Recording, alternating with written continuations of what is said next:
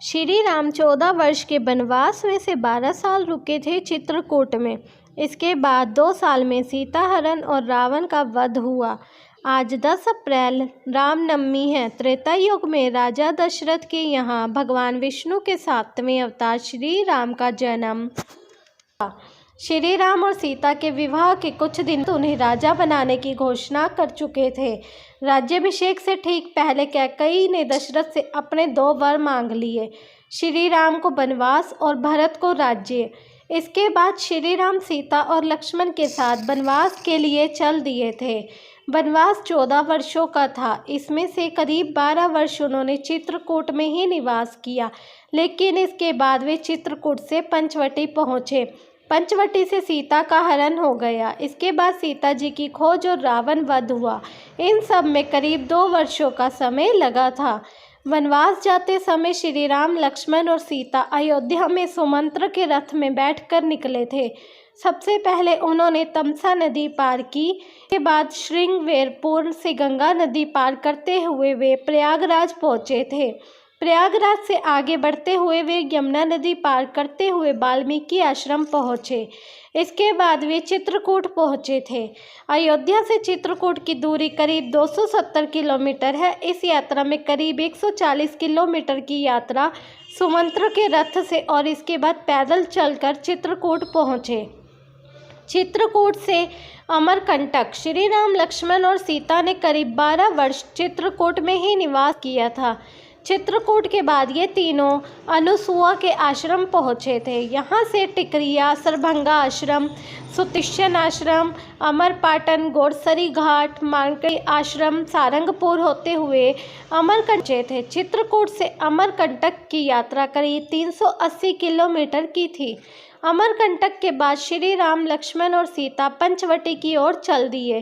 पंचवटी में गोदावरी नदी के किनारे पर इन्होंने कुटिया बनाई थी। उस जगह पर गोदावरी धनुषाकार थी। यही श्री राम और जटायु का परिचय हुआ था। जटायु ने श्री राम को बताया था कि वे राजा दशरथ के मित्र हैं। पंचवटी में एक दिन शूर्पणखा पहुंच गई और वह श्री राम पर मोहित हो गई थी। उसने श्री राम से विवाह करने की बात कही तो श्री राम ने मना कर दिया। इसके बाद शूर्पणखा लक्ष्मण के पास पहुंची। लक्ष्मण ने भी विवाह के लिए मना कर दिया तो शूर्पणखा सीता को मारने के लिए आगे बढ़ी तो लक्ष्मण ने उनकी नाक काट दी थी। शूर्पणखा वहां से खरदूषण के पास पहुंची। खरदूषण पंचवटी क्षेत्र में रह रहे थे। खरदूषण श्री राम, लक्ष्मण को मारने पहुंच गए। श्री राम, लक्ष्मण ने उनका वध कर दिया। इसके बाद शूर्पणखा रावण के पास पहुंची और रावण ने योजना बनाकर मारीच की मदद से सीता का हरण कर लिया। पंचवटी से किष्किंधा। सीता हरण के बाद जटायु ने उन्हें रावण के बारे में बताया तो श्री राम पंचवटी से दक्षिण दिशा की ओर आगे बढ़ने लगी।